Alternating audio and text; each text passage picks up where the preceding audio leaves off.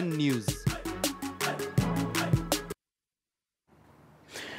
White rhinos are an endangered species in the country, and thus tracking their movement as well as their population is critical.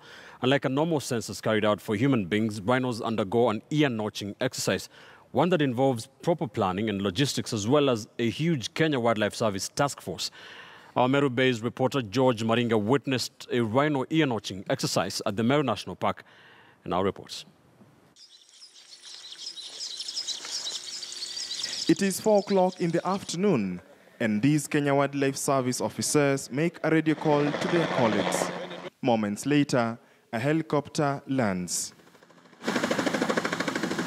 The weather is clear, allowing it to hover around as a fixed-wing aircraft signals the officers to begin. Ground teams start their engines, and soon enough, we embark on an ear-notching exercise that will see us traverse the rhino sanctuary within the Meru National Park. Ear-notching is a very fast-paced process, and time is of essence. Now the process it's a quite complicated process involving a lot of logistics and so on, but basically it's about having the animal vetted by one of our personnel. Minutes into the air, the spotter identifies Moriah, a male rhino. He is the 11th candidate out of the 22 rhinos identified for this exercise. Since he is far from the ground team, the pilot has to separate him from his family first and direct him to a location. The vet officer then shoots a tranquilizer on the rhino using a dart gun. Within minutes, Moriah is down. A team of about 10 veterinary officers rushes to attend to the rhino. Each has their own task. They first have to cool him. Then, using equipment such as special scissors, the vets put marks on the rhino. As the marking goes on, a section of the team inserts a transponder on the rhino's horn, while another collects important data such as blood samples and pests while recording its length. All these factors will be useful in identifying the DNA.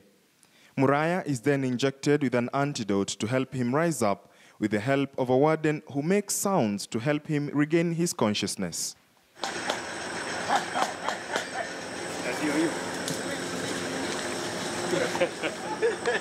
So for example, you might find this special marking maybe will indicate this is number 5. So in our record, we shall be knowing that this rhino is number 5.